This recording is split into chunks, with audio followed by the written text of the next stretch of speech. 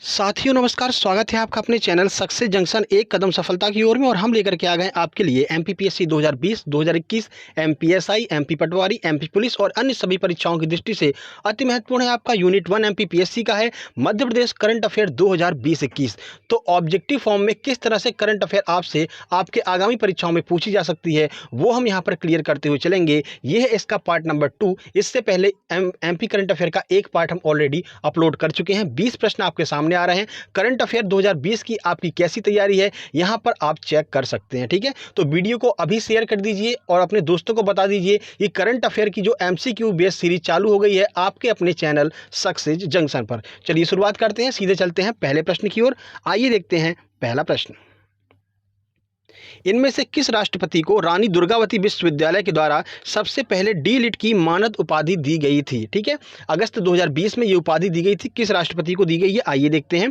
Pratibha Devi Singh Patil, Pranab Mukherjee, doctor APJ Abdul Kalam या फिर इनमें से कोई नहीं। चलिए आंसर देख लेते हैं इस प्रश्न का। सही आंसर है बी, यानी कि प्रणब मुखर्जी साहब को यहाँ पर रानी दुर्गावती विश्वविद्यालय के द्वारा डी लिट की मानद उपाधि से सम्मानित किया गया। अब कब सम्मानित किया गया आइए देखते हैं पूरी जानकारी, और कहाँ पर स्थित है रानी दुर्गावती विश्वविद्यालय ये भी आपको बता देते हैं। तो देखिए, भारत रत्न से सम्मानित राष्ट्रपति प्रणब मुखर्जी को डीलिट की उपाधि सबसे पहले रानी दुर्गावती विश्वविद्यालय के द्वारा अगस्त 2020 में दी गई। ठीक है, अब रानी दुर्गावती की बात कर लेते हैं। तो रानी दुर्गावती विश्वविद्यालय जबलपुर में स्थित है। इसकी स्थापना 1956 में की गई थी और यहीं पर रानी दुर्गावती की समाधि जबलपुर के बरेला में स्थित है, ये भी आपको याद रखना है। ठीक है, 1956 में इस विश्वविद्यालय की स्थापना की गई थी। चलिए आगे बढ़ते हैं और अगला प्रश्न देखते हैं। प्रश्न नंबर 2। ऑक्सीजन जांच अभियान मध्य प्रदेश के कितने स्थानों पर शुरू किया गया था? अगस्त 2020 की ये न्यूज़ है। ऑप्शन ए है 400, ऑप्शन बी है 500, ऑप्शन सी है 600, ऑप्शन नंबर डी है 100। चलिए आंसर देख लेते हैं। सही आंसर है बी, यानी कि 500 जो है आपके ऑक्सीजन जांच अभियान की शुरुआत जो है 500 स्थानों पर मध्य प्रदेश में की गई थी। आइए देखते हैं किसके आह्वान पर, किसके कहने पर यह जांच शुरू की गई थी, देखते हैं। तो दिल्ली के मुख्यमंत्री अरविंद केजरीवाल के आह्वान पर ऑक्सीजन जांच अभियान की शुरुआत की गई मध्य प्रदेश में। ठीक है, इसके लिए ऑक्सी मित्र घर घर जाकर ऑक्सीजन लेवल की जांच करेंगे। मध्य प्रदेश में 500 जगहों पर इसकी शुरुआत की गई है। तो पहले ऑक्सी मित्र बनाया गया, यानी कि कुछ लोगों को ये जिम्मेदारी सौंपी गई और मध्य प्रदेश के 500 जगहों पर ये ऑक्सी मित्र घर घर जाकर के ऑक्सीजन लेवल की जांच करेंगे। अगस्त 2020 की न्यूज है, उस समय कोरोना अपने चरम पर था। ठीक है, चलिए आगे बढ़ते हैं। और उस समय मध्य प्रदेश में चुनाव भी होने वाले थे, तो सारी बातों को ध्यान में रखते हुए इस योजना का शुभारंभ किया गया था। चलिए प्रश्न नंबर 3 की बात कर लेते हैं। मध्य प्रदेश में गंदगी भारत छोड़ो अभियान कब से कब तक चलाया गया? बहुत महत्वपूर्ण प्रश्न है एमपीपीएससी की दृष्टि से। ऑप्शन है 15 से 30 नवंबर, ऑप्शन बी है 20 से 22 सितंबर, ऑप्शन सी है 16 से 30 अगस्त, ऑप्शन नंबर डी है अगस्त के पहले रविवार को। सारी डेट्स आपकी 2020 की ही मान्य होंगी। चलिए आंसर देख लेते हैं। सही आंसर है सी, यानी कि 16 से 30 अगस्त 2020 के मध्य यहाँ पर गंदगी भारत छोड़ो अभियान मध्य प्रदेश में चालू किया गया था। देखिए, तो गंदगी भारत छोड़ो अभियान 5 चरणों में 16 से 30 अगस्त 2020 के मध्य चलाया गया। टैगलाइन क्या रही थी? टैगलाइन बहुत महत्वपूर्ण है आपके लिए। तो स्वच्छता की अलख जगेगी, जन जन होगा जागरूक। स्वच्छता की अलख जगेगी, जन जन होगा जागरूक, ये टैगलाइन थी किसकी? मध्य प्रदेश में गंदगी भारत छोड़ो अभियान की। आपको याद रखना है, सभी परीक्षाओं के लिए महत्वपूर्ण है ये टैगलाइन। आगे बढ़ते हैं, प्रश्न नंबर 4 की बात कर लेते हैं। पद्म पुरस्कार 2020 समिति का गठन किसकी अध्यक्षता में किया गया था? यानी कि किस किस को पद्म पुरस्कार प्रदान किए जाएंगे, एक समिति बनाई गई, तो किसकी अध्यक्षता में बनाई गई थी? इकबाल सिंह बैस, अजय कुमार मित्तल, टी.एन. श्रीवास्तव या फिर भास्कर चौबे।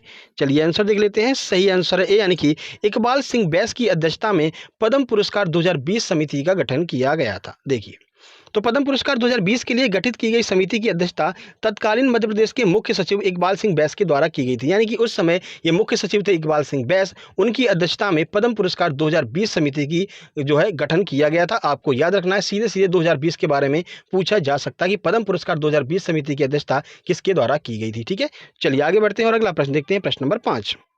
कुसुम योजना का संबंध किसने है? देखिए, जितनी भी आपकी योजनाएं 2020-2021 में चली हैं सभी बहुत महत्वपूर्ण है। यही करंट के प्रश्न आपसे बार बार पूछे जाते हैं एमपी के एग्जाम्स में। तो कुसुम योजना का संबंध किससे है? ऑप्शन है सौर ऊर्जा पंप से, ऑप्शन बी है सीएनजी गैस से, ऑप्शन सी है रेलवे इंजन से, ऑप्शन डी है सोलर गैस से। चलिए आंसर देख लेते हैं। सही आंसर है ए, यानी कि सौर ऊर्जा पंप से संबंधित है कुसुम योजना। आइए कुछ जानकारी आपको देते हैं। तो कुसुम योजना का संबंध सौर ऊर्जा पंप से है। इस योजना से किसानों को उनकी अनुपयोगी सूखी और बंजर भूमि का उपयोग सोलर सब स्टेशन स्थापित करने के लिए किया जाएगा। देखिए किसानों के पास बहुत सारी भूमि होती है, तो कहीं कहीं पर क्या है वो भूमि बंजर हो जाती है, वहाँ पर फसल वगैरह नहीं हो रही, कंकड़ पत्थर हो गया है, तो उसका भी यूज कर सकते हैं किसान। किस लिए? तो सोलर सब स्टेशन बनाने के लिए, और बाकायदा सरकार की तरफ से उनको मदद भी प्रदान की जाएगी। तो यही है आपकी कुसुम योजना। चलिए आगे बढ़ते हैं और अगला प्रश्न देखते हैं। प्रश्न नंबर 6, मध्य प्रदेश के किस व्यक्ति को द्रोणाचार्य अवार्ड के लिए चुना गया था? इनमें से किसी एक व्यक्ति को द्रोणाचार्य अवार्ड 2020 के लिए चुना गया था, कौन है वो? आइए देखते हैं। योगेश मालवीय, आदित्य सिंह लोहिया, जसराज सिंह या फिर मुस्कान किरार।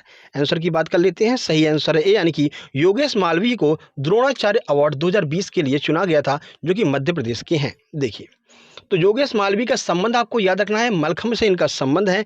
इन्हें द्रोणाचार्य अवार्ड 2020 से सम्मानित किया गया। और द्रोणाचार्य अवार्ड की बात कर लेते हैं तो 1985 में द्रोणाचार्य अवार्ड की स्थापना की गई थी, और ये जो प्रशिक्षक लोग होते हैं उनको ये अवार्ड दिया जाता है। चलिए आगे बढ़ते हैं। मुख्य सचिव की अध्यक्षता में गठित अनुश्रवण समिति का संबंध किससे है? सितंबर 2020 का यह प्रश्न है। उस समय मुख्य सचिव कौन थे? अभी कुछ देर पहले हम आपको पढ़ा करके आ रहे हैं, इकबाल सिंह बैस उस समय मुख्य सचिव थे। तो उनकी अध्यक्षता में अनुश्रवण समिति का संबंध किससे है, यही आपसे पूछा जा रहा है। आइए देखते हैं। वित्त आयोग से, निर्वाचन आयोग से, मानव अधिकार आयोग से, या फिर इनमें से कोई नहीं। आंसर की बात कर लेते हैं। सही आंसर है ए, यानी कि वित्त आयोग से संबंध है अनुश्रवण समिति का। सीधे फैक्ट का प्रश्न बनेगा, इनमें से अनुश्रवण समिति किससे संबंधित है? ठीक है, वित्त आयोग, निर्वाचन आयोग, मानवाधिकार, इनमें से कोई नहीं। तो आपको आंसर बताना, वित्त आयोग से संबंधित है अनुश्रवण समिति, जिसकी अध्यक्षता किसने की थी? तो तत्कालीन मुख्य सचिव जो थे उस समय कौन थे? तो इकबाल सिंह बैस, उनके द्वारा इसकी अध्यक्षता की गई थी। ठीक है, आगे बढ़ते हैं और अगला प्रश्न देखते हैं। प्रश्न नंबर 8। कमेंट बॉक्स में लास्ट में कमेंट करके बताइएगा कि कितने नंबर आपके आए हैं। देखिए 2020 में जारी आंकड़ों के अनुसार देश की सबसे स्वच्छ राजधानी कौन सी है? दिल्ली, चंडीगढ़, भोपाल या फिर जयपुर? आंसर की बात कर लेते हैं। सही आंसर सी, यानी भोपाल जो है वो देश की सबसे स्वच्छ राजधानी है। और शहर में भोपाल का कौन सा स्थान आया है वो भी देख लेते हैं। और मध्य प्रदेश का कौन सा शहर यहाँ पर सबसे स्वच्छ है? तो देश के सबसे स्वच्छ शहरों में भोपाल 7वें क्रम पर है, यानी कि शहरों में 7वें क्रम पर है। और राजधानी में पहले क्रम पर है कौन? मध्य प्रदेश का भोपाल। मध्य प्रदेश का इंदौर सबसे स्वच्छ शहर, पिछले 4 वर्षों से लगातार सबसे स्वच्छ शहर बना हुआ है कौन? मध्य प्रदेश का इंदौर। आगे बढ़ते हैं, अगला प्रश्न देखते हैं। प्रश्न नंबर 9। एनआरए के तहत भर्ती प्रक्रिया को अपनाने वाला पहला राज्य कौन सा है? छत्तीसगढ़, मध्य प्रदेश, राजस्थान या फिर जम्मू कश्मीर? आइए आंसर देख लेते हैं। सही आंसर है बी, यानी कि मध्य प्रदेश पहला ऐसा राज्य है जिसने एनआरए के तहत भर्ती प्रक्रिया को अपनाने के लिए अपनी मंजूरी दे दी है। देखिए तो एनआरए के तहत भर्ती प्रक्रिया को अपनाने वाला मध्य प्रदेश देश का पहला राज्य है। हालांकि केंद्र सरकार के द्वारा अभी एनआरए को प्रारंभ नहीं किया गया है। ठीक है, अब एनआरए का फुल फॉर्म क्या होता है यह आपको कमेंट बॉक्स में कमेंट करना है, क्योंकि ये सभी परीक्षाओं के लिए महत्वपूर्ण है। एनआरए का फुल फॉर्म पूछा जाएगा।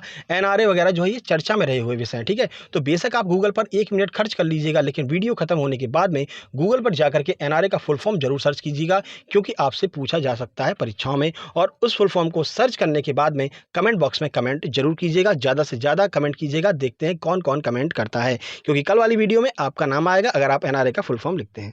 चलिए आगे बढ़ते हैं। प्रश्न नंबर 10 की बात कर लेते हैं। तो तेनजिंग नोर्गे राष्ट्रीय अवार्ड से सम्मानित देश के पहले दिव्यांग खिलाड़ी कौन है? कौन ऐसे पहले दिव्यांग खिलाड़ी हैं जिनको तेनजिंग नोर्गे राष्ट्रीय सम्मान दिया गया है? क्योंकि ये देश के पहले खिलाड़ी हैं तो महत्वपूर्ण है हमारे लिए। आदित्य सिंह लोहिया, योगेश मालवीय, आदित्य प्रताप सिंह या फिर मुस्कान किरार? आंसर की बात कर लेते हैं। सही आंसर है ए, यानी कि आदित्य सिंह लोहिया को सितंबर 2020 में तेनजिंग नोर्गे राष्ट्रीय अवार्ड से सम्मानित किया गया था। देखिए तो आदित्य सिंह लोहिया किससे संबंधित हैं? तो ये जो है तेनजिंग नोर्गे पर सम्मान हो रहा है, देश के पहले खिलाड़ी आदित्य सिंह लोहिया हैं, जो एक दिव्यांग तैराक हैं। तो आपसे पूछा जा सकता है किस खेल से संबंधित है, तो आपको बताना है कि तैराकी करते हैं कौन? आदित्य सिंह लोहिया, जिन्हें तेनजिंग नोर्गे पुरस्कार से सम्मानित किया गया, और देश के पहले ऐसे व्यक्ति हैं जिन्हें तेनजिंग नोर्गे पुरस्कार दिया गया है। ठीक है, आगे बढ़ते हैं। प्रश्न नंबर 11 की बात कर लेते हैं। नशा मुक्त अभियान मध्य प्रदेश के कितने जिलों में चालू किया गया था? ठीक है, सितंबर 2020 में यह अभियान चालू किया गया। देखिए ऑप्शन ए है 12, ऑप्शन बी है 15, ऑप्शन सी 18, ऑप्शन डी है 20। आंसर की बात कर लेते हैं। तो सही आंसर है बी, यानी कि मध्य प्रदेश के 15 जिलों में नशा मुक्त अभियान भारत में चालू किया गया है। देखिए भारत सरकार के द्वारा देश के 227 जिलों में नशा मुक्ति अभियान चलाया गया, जिसमें से मध्य प्रदेश के 15 जिलों का चयन किया गया था। ठीक है, तो सीधे फैक्ट का प्रश्न बनेगा, नशा मुक्ति अभियान मध्य प्रदेश के कितने जिलों में चला है? 15 जिलों में चला है। आपको आंसर दे देना है। आगे बढ़ते हैं। प्रश्न नंबर 12 देखते हैं। मध्य प्रदेश विधानसभा विपक्ष के नेता कौन है? कब? 2020 की बात की जा रही। ठीक है, देखिए जमुना देवी, विष्णुनाथ तामस्कर, कमलनाथ या फिर रामेश्वर शर्मा, और अभी भी ये वर्तमान में यही है। चलिए देख लेते हैं आंसर।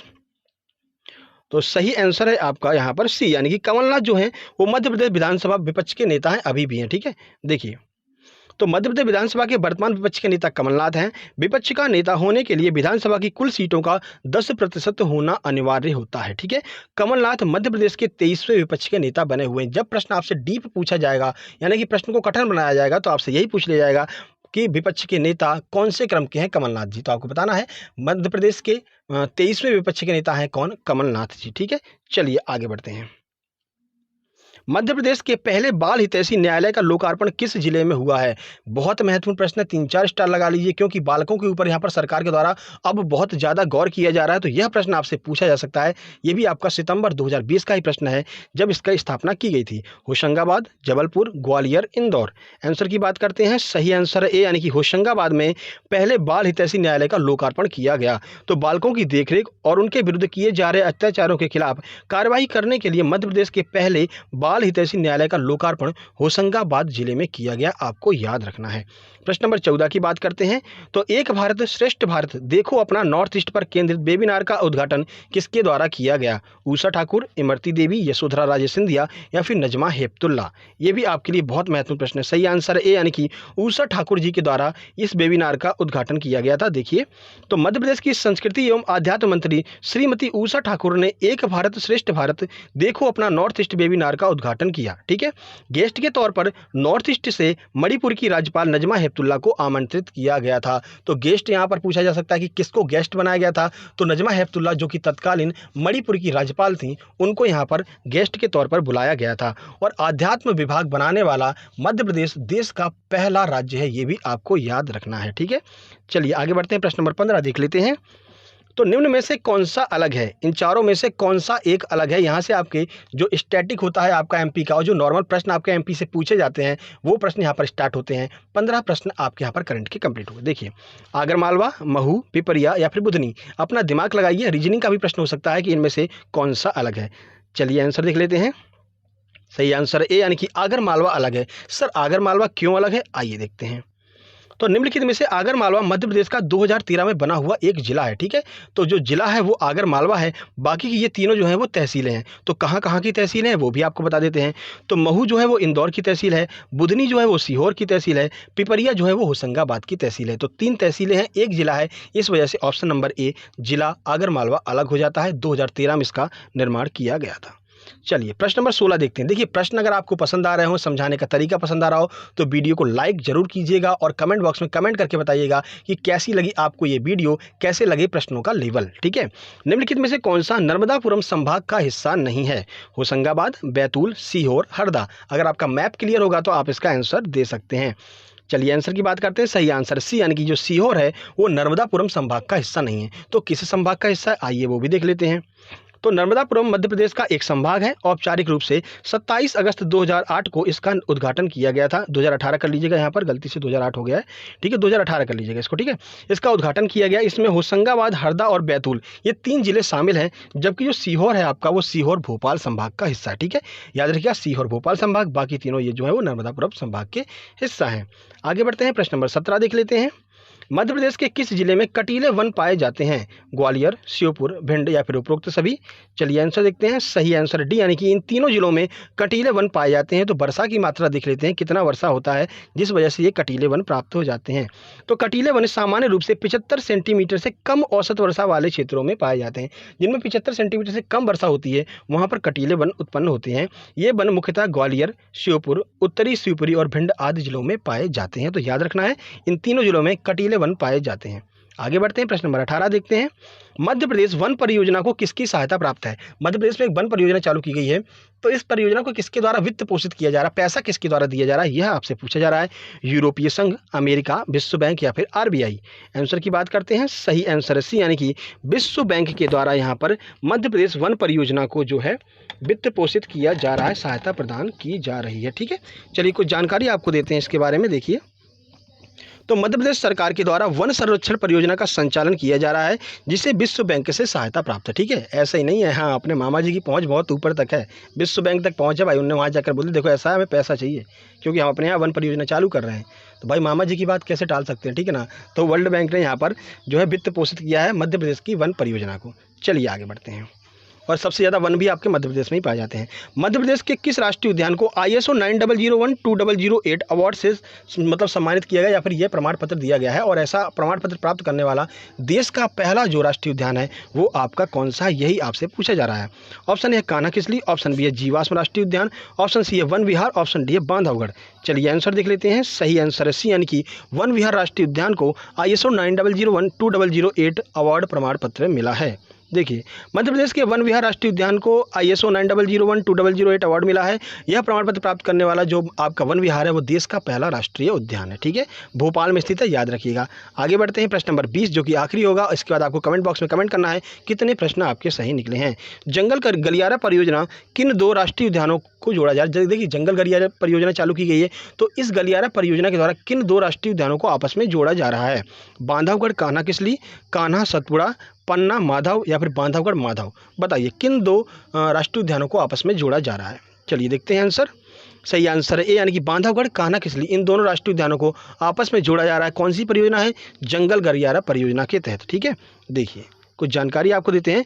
तो मध्य प्रदेश में जंगल गलियारा परियोजना बांधवगढ़ तथा कान्हा-किसली को जोड़ने के लिए चालू की गई है, और ऐसा प्रयास पहली बार देश में किया गया है। ठीक है, तो एक सकरी पट्टी के माध्यम से यहाँ पर बांधवगढ़ और कान्हा-किसली दोनों राष्ट्रीय उद्यानों को जोड़ा जा रहा है। ठीक है, और ऐसा करने वाला मध्य प्रदेश देश का पहला राज्य बन गया है। ठीक है, तो ये थे आपके 20 महत्वपूर्ण प्रश्न, जिसमें आपके हमने 15 प्रश्न करंट अफेयर 2020-21 के कराए, और इसके बाद 5 प्रश्न आपके जो स्टैटिक के MP के होते हैं वो भी क्लियर करा दिए हैं। ठीक है, तो वीडियो कैसी लगी जरूर बताइएगा, कमेंट बॉक्स में कमेंट करना अनिवार्य है। ठीक है, कुछ और नहीं मांग रहे हैं आपसे, बस एक शेयर मांग रहे हैं, एक लाइक और एक कमेंट आपसे मांग रहे हैं, और कुछ नहीं मांग रहे हैं। इतना मेहनत करते हैं, इतना तो आप हमारे लिए कर ही सकते हैं ना। बाकी आपको बता दें, डेली सुबह 7:30 बजे करंट अफेयर की वीडियो आती है। बहुत महत्वपूर्ण वीडियो होती है आपके लिए, क्योंकि वहाँ पर हम daily current affair, MP current affair daily वाली और स्टैटिक जीके और सबका रिवीजन भी कराते हैं। लगभग 15 से 20 मिनट में आपका डेली करंट अफेयर और ये सारी चीज़ें स्टैटिक जीके और आपकी वर्ल्ड ज्योग्राफी के जो भी प्रश्न बनते हैं, नए नए स्पोर्ट्स करंट जो बनता है, वो सब वहाँ पर क्लियर हो जाता है। तो सुबह वाली वीडियो जरूर देखा कीजिएगा।